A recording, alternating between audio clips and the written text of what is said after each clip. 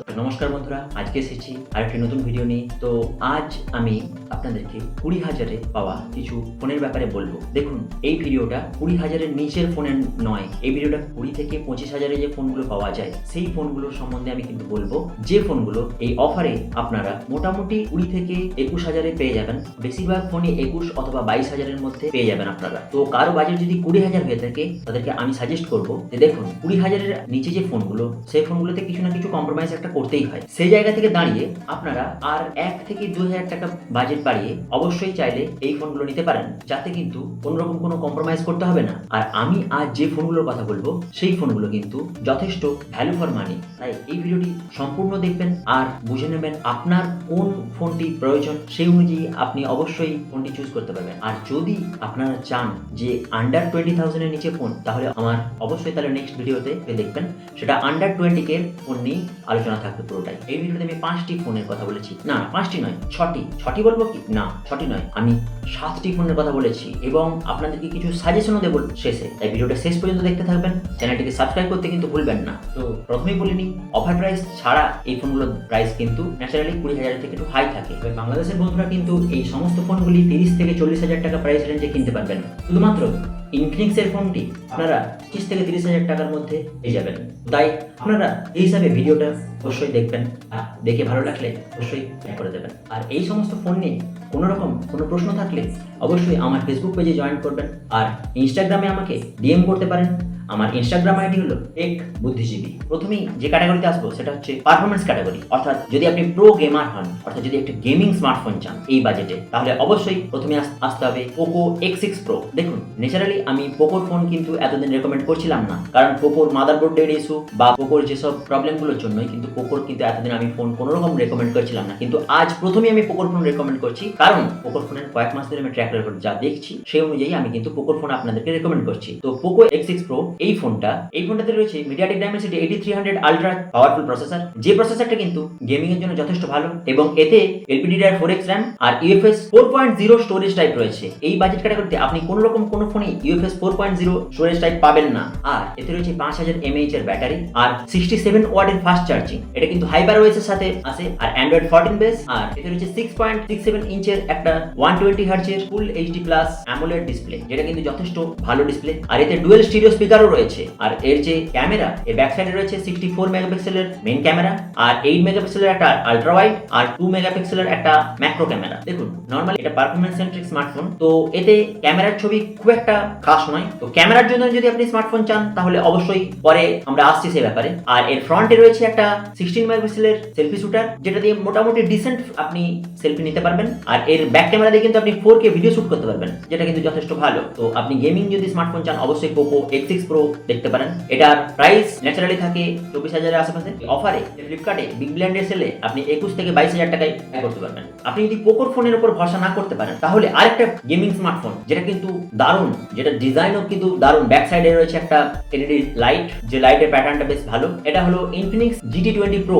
এই স্মার্টফোনটাতে রয়েছে MediaTek Dimensity 8200 ultimate processor, যথেষ্ট গেমিং এর জন্য ভালো প্রসেসর। এতে রয়েছে LPDDR4X RAM আর স্টোরেজ টাইপটা রয়েছে UFS 3.1, যেটা কিন্তু যথেষ্ট ভালো। এই স্মার্টফোনটাকে আরো ফাস্ট বানিয়ে দেয়। এই স্মার্টফোনের গেমিং ক্যাপাবিলিটিস সত্যি খুব ভালো। আর এতে রয়েছে 5000 mAh এর ব্যাটারি আর 45 ওয়াটের ফাস্ট চার্জিং। আর এর যে ডিসপ্লে, এটা 6.78 ইঞ্চের একটা 144 Hz punch whole AMOLED display, যে ডিসপ্লেটার কন্টেন্ট কিন্তু যথেষ্ট ভালোই আপনি এনজয় করতে পারবেন। আর এর যে স্পিকার, এতে রয়েছে ডুয়াল স্টিরিও স্পিকার। এতে রয়েছে 108 মেগাপিক্সেলের একটি মেইন ক্যামেরা আর 2 মেগাপিক্সেলের এমনি ডেপথ সেন্সর। ফটো ঠিকঠাক আছে আর এর মেইন ক্যামেরা দিয়ে আপনি 4K ভিডিও শুট করতে পারবেন। ফ্রন্টে রয়েছে 32 মেগাপিক্সেলের একটা সেলফি শুটার, যেটাতে সেলফি মোটামুটি ঠিকঠাক আছে। এটা খুব একটা ক্যামেরা সেন্ট্রিক স্মার্টফোন নয়।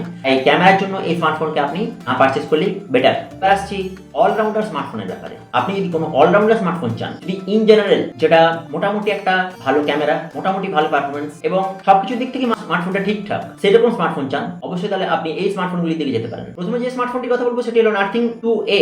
নাথিং ব্র্যান্ডের এটা সবচেয়ে লো বাজেটের স্মার্টফোন, কিন্তু এই স্মার্টফোনটা কিন্তু যথেষ্ট ভালো একটা স্মার্টফোন। এর ব্যাক সাইডে রয়েছে 50+50 মেগাপিক্সেলের ক্যামেরা সেটআপ। এর মেইন ক্যামেরাও 50 মেগাপিক্সেলের আর আলট্রা ওয়াইড ক্যামেরাও 50 মেগাপিক্সেলের। তাই এই ব্যাক ক্যামেরার ছবি যথেষ্ট ভালো এবং এর ভিডিও কিন্তু কোয়ালিটি বেশ ভালো। ব্যাক ক্যামেরা যেখানে আপনি 4K 30fps পর্যন্ত আপনি ভিডিও শুট করতে পারবেন। আর এর ফ্রন্টে রয়েছে 32 মেগাপিক্সেলের একটা সেলফি শুটার, যেটা দিয়ে আপনি ভালো সেলফি তুলতে পারবেন। আর এর ছবির বিচার করলে সবকিছুই যথেষ্ট ব্যালেন্স এবং যথেষ্ট ভালো। এর ফ্রন্টের সেলফি ক্যামেরার ছবিও কিন্তু যথেষ্ট ভালো। আর এতে যে প্রসেসরটা রয়েছে সেটা হলো MediaTek Dimensity 7200 Pro, যে প্রসেসরটাও কিন্তু যথেষ্ট ভালো একটা প্রসেসর এই বাজেটের জন্য। আর এতে রয়েছে 5000 mAh এর ব্যাটারি আর 45 ওয়াটের ফাস্ট চার্জিং। কিন্তু এর বক্সের মধ্যে কোনো চার্জার নেই, এটা একটা সবচেয়ে মাইনাস পয়েন্ট এই নাথিং ফোন 2 এর ক্ষেত্রে। কারণ ফ্লিপকার্ট বিগ বিলিয়ন ডে সেলে আপনি নাথিং ফোন 2 এর কার্ড অফার দিয়ে 20K তে পেয়ে যাবেন, কিন্তু এর চার্জারের জন্য আপনাকে আরো 1 থেকে 2000 টাকা খরচ করতে হতে পারে। আর এতে রয়েছে 6.7 ইঞ্চের 120 হার্টজের একটা 5 হোল অ্যামোলেড ডিসপ্লে, যে ডিসপ্লেটা কিন্তু যথেষ্ট একটা ভালো আর কালারফুল ডিসপ্লে।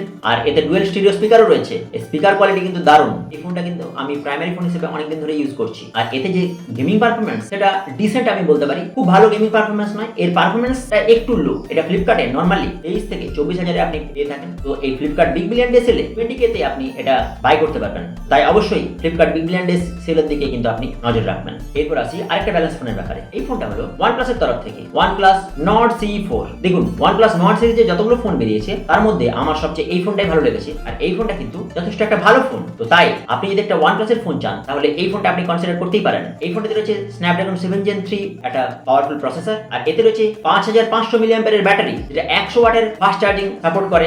আর এর বক্সের ভিতরে আপনি চার্জিং কেবল এবং অ্যাডাপ্টার দুটোই পেয়ে যাবেন। এতে রয়েছে 6.7 ইঞ্চের 120 হার্জ রিফ্রেশ রেটের একটা 5 হোল অ্যামোলেড ডিসপ্লে আর ডুয়েল স্টিরিও স্পিকার। এই স্পিকার কোয়ালিটি কিন্তু মারাত্মক আর এর ডিসপ্লেও খুব ভালো। এতে আপনি যথেষ্ট ভালো কন্টেন্ট এনজয় করতে পারবেন এবং এই ফোনে গেমিং পারফরম্যান্সও কিন্তু বেশ ভালো। ব্যাক সাইডে 50 মেগাপিক্সেল একটি মেইন ক্যামেরা আর 8 মেগাপিক্সেল একটি আলট্রা ওয়াইড ক্যামেরা। তো এর যে ক্যামেরা কোয়ালিটি যথেষ্ট ভালো। আলট্রা ওয়াইড ক্যামেরা মোটামুটি ঠিকঠাক, 8 মেগাপিক্সেল অনুযায়ী যেরকম হওয়া দরকার সেরকমই। আর এর ফ্রন্টে রয়েছে একটা 16 মেগাপিক্সেলের একটা সেলফি শুটার। এর ব্যাক ক্যামেরা দিয়ে আপনি 4K ভিডিও শুট করতে পারবেন। ফ্রন্ট এবং আলট্রা ওয়াইড দিয়ে আপনি 4K ভিডিও শুট করতে পারবেন না, আপনি just 1080p 30fps video shoot করতে পারবেন। আর এর ব্যাক ক্যামেরার যে ফটো আর ভিডিওর কোয়ালিটি যথেষ্ট ভালো। রিসেন্টলি OnePlus এর ফোনে যেসব মাদারবোর্ড ইস্যু বা যেসব গ্রিন লাইন ইস্যু আসছে সেটা কিন্তু অবশ্যই মাথায় রাখবেন। অ্যামাজনে এই ফোনটা নরমালি 25K প্রাইস রেঞ্জে থাকে, কিন্তু অ্যামাজন গ্রেট ইন্ডিয়ান ফেস্টিভ্যাল সেলে এটা আপনি মোটামুটি 21K তে পেয়ে যাবেন। এবার আসি ক্যামেরা সেন্ট্রিক স্মার্টফোনের দিকে। দেখুন এই বাজেট রেঞ্জে একটা স্মার্টফোন যেটা ক্যামেরার জন্য স্ট্যান্ড আউট করে সেটা হলো Moto Edge 50 Fusion। এই স্মার্টফোনটার ক্যামেরা কোয়ালিটি দুর্দান্ত। এই স্মার্টফোনটাতে রয়েছে 6.7 ইঞ্চের 120 হার্জ রিফ্রেশ রেটের একটা 5 হোল POLED ডিসপ্লে, যে ডিসপ্লে কোয়ালিটি যথেষ্ট ভালো। আর dual stereo speaker with Dolby Atmos support. Dolby Atmos থাকার জন্য সাউন্ড কোয়ালিটি কিন্তু অনেকটা বেটার প্রডিউস করে। আর এতে রয়েছে Qualcomm Snapdragon 7 Gen 2 processor, LPDDR4X RAM, কিন্তু এই স্টোরেজ টাইপটা UFS 2.2। ক্যাজুয়াল গেমিং এর জন্য আপনি এটা যথেষ্ট ইউজ করতে পারবেন। ডে টু ডে লাইফের জন্য এই স্মার্টফোনটা তো দারুণ। আর এর UI নিট এন্ড ক্লিন। এই স্মার্টফোনের ব্যাক সাইডে রয়েছে একটা 50 মেগাপিক্সেলের মেইন ক্যামেরা আর 13 মেগাপিক্সেলের আলট্রা ওয়াইড, যেটা কিন্তু ম্যাক্রো ক্যামেরারও কাজ করে। আর এর ফ্রন্টে রয়েছে 32 মেগাপিক্সেলের একটা সেলফি শুটার। আর এর সমস্ত ক্যামেরা দিয়ে আপনি 4K ভিডিও শুট করতে পারবেন। আর এর প্রথমেই বললাম যে এর ক্যামেরা কোয়ালিটি যথেষ্ট ভালো এবং এতে আপনি পোর্ট্রেট ফটো বেশ ভালো নিতে পারবেন। এই ডিসপ্লেটা কার্ভ ডিসপ্লে আর এর পিছন দিকটা ভিগান লেদার ব্যাক, যে কারণে এই স্মার্টফোনটা কিন্তু লুকস ওয়াইজ অনেক বেটার। ইনহ্যান্ড ফিলিংও যথেষ্ট ভালো এবং গ্রিপ যথেষ্ট ভালো এই স্মার্টফোনে। স্মার্টফোনটা বেশ স্লিম হওয়া সত্ত্বেও এটাতে রয়েছে 5000 mAh এর ব্যাটারি, 68 ওয়াটের ফাস্ট চার্জিং সাপোর্টেড। এটা একমাত্র স্মার্টফোন যেটাতে IP68 water and dust resistant আছে। মোটোর এই স্মার্টফোনটি আপনি নরমালি 23,000 টাকা প্রাইসে বাই করতে পারবেন। এই বিগ বিলিয়ন ডে সেলে আপনি ফ্লিপকার্টে এই স্মার্টফোনটি কার্ড অফার দিয়ে 20K তে পেয়ে যাবেন। তাই অবশ্যই ফ্লিপকার্ট বিগ বিলিয়ন ডের দিকে খেয়াল রাখবেন।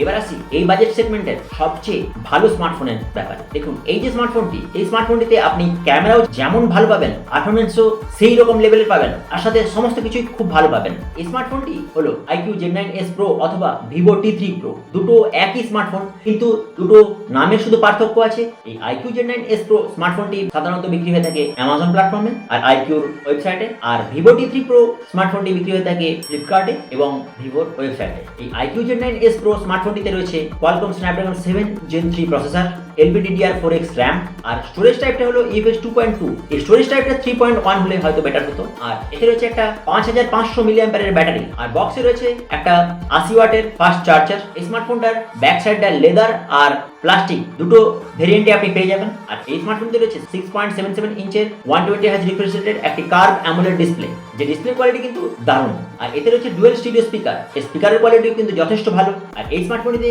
গেমিং এবং ডে টু ডে লাইফের যে কোনো রকম কাজ যথেষ্ট ভালোভাবে আপনি করতে পারবেন। আর এর ব্যাক সাইডে রয়েছে 50 মেগাপিক্সেলের একটি মেন ক্যামেরা আর 8 মেগাপিক্সেলের একটি আল্ট্রা ওয়াইড ক্যামেরা। এর মেন ক্যামেরার ছবির কোয়ালিটি কিন্তু দুর্দান্ত, আল্ট্রা ওয়াইড ক্যামেরার ছবি কিন্তু ঠিকঠাক। এর ফ্রন্টে রয়েছে একটি 16 মেগাপিক্সেলের সেলফি শুটার, যাতে সেলফির কোয়ালিটিও কিন্তু যথেষ্ট ভালো আসে। আর এর ব্যাক ক্যামেরা দিয়ে আপনি 4K 30 fps পর্যন্ত ভিডিও শুট করতে পারবেন।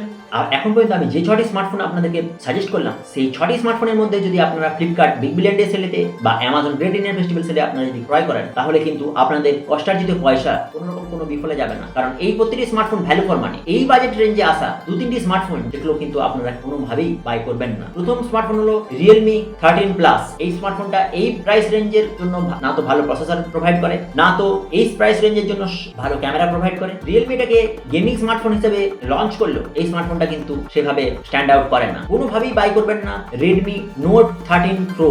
এই স্মার্টফোনটা এই প্রাইস রেঞ্জে খুব একটা ভালো স্মার্টফোন নয়। এই স্মার্টফোনটি out of the box Android 13 এ, এখন কিন্তু যে কোনো smartphone out of the box Android 14 এ আপনি পাবেন। আরেকটি স্মার্টফোন Infinix এর তরফ থেকে Infinix Note 40 Pro। এই স্মার্টফোনটা দেখতে দারুণ, কিন্তু এই স্মার্টফোনটা না তো পারফরম্যান্স ভালো, না তো ক্যামেরা খুব একটা ভালো। এতে আপনি কোনো রকম কোনো 4K ভিডিও শুট করতে পারবেন না। তো তাই আপনি যদি ক্যামেরার জন্য স্মার্টফোন নিতেই চান, তাহলে একান্তই যদি আপনি Realme কোনো ফোন নিতে চান, তাহলে সেটা হলো Realme 12 Pro Plus। যেহেতু Realme 13 সিরিজ লঞ্চ করে গেছে, তাই Realme 12 Pro Plus কিন্তু নরমালি প্রাইস থাকছে 25 থেকে 26,000 টাকা। আর কার্ড অফার দিয়ে 3 থেকে 4,000 টাকা ডিসকাউন্ট দিয়ে আপনি এটা 22 থেকে 23,000 টাকায় আপনি পেয়ে যাবেন। তো চাই যদি আপনার বাজেট যদি একটু হাই করতে পারেন, তাহলে অবশ্যই ক্যামেরার জন্য আপনি Realme 12 Pro Plus দেখতে পারেন। কারণ এতে যে 64 মেগাপিক্সেলের পোর্ট্রেট ক্যামেরা রয়েছে, এর যে ক্যামেরা কোয়ালিটি এটা দুর্দান্ত। আর এর যে ব্যাক সাইডের যে ডিজাইনটা, এই ডিজাইনটা সত্যি অপূর্ব। ক্যামেরা আর পোর্ট্রেট ফটোগ্রাফির জন্য কিন্তু আপনি স্মার্টফোনটা দেখতে পারেন। তবে এতে কিন্তু পারফরম্যান্সের জন্য আপনি 7S Gen 2 প্রসেসরটাও পেয়ে যাবেন, যেটাও কিন্তু যথেষ্ট ভালো। আর এটা out of the box Android 14 এও আছে। তো তাই যদি বাজেট খুব টাইট না থাকে, তাহলে Realme 12 Pro Plus দেখতে পারেন আপনারা। তবে একটা কথা কিন্তু আপনাদেরকে অবশ্যই বলি, ফ্লিপকার্টে যে প্রাইসটা দেখায় সেটা কিন্তু সমস্ত কিছু কার্ড অফার এবং এক্সচেঞ্জ বোনাস অফার সমস্ত কিছু দেওয়ার পর দেখায়। তো তাই যে প্রাইসটা ফ্লিপকার্টে দেখায়, সেই প্রাইসটা কিন্তু অরিজিনাল প্রাইস নয়। তাই ফ্লিপকার্টের ওই মার্কেটিং প্রাইসে আপনারা কিন্তু যাবেন না। অবশ্যই আপনারা দেখে শুনে ফোন কিনবেন। আপনাদের জন্য বানানো এই ভিডিও। শেষ পর্যন্ত ভিডিওটি দেখে ভালো লেগে থাকলে অবশ্যই একটা লাইক করবেন, আর চ্যানেলটিকে সাবস্ক্রাইব করতে কিন্তু ভুলবেন না। দেখা হচ্ছে পরের ভিডিওতে। ভালো থাকুন, সুস্থ থাকুন।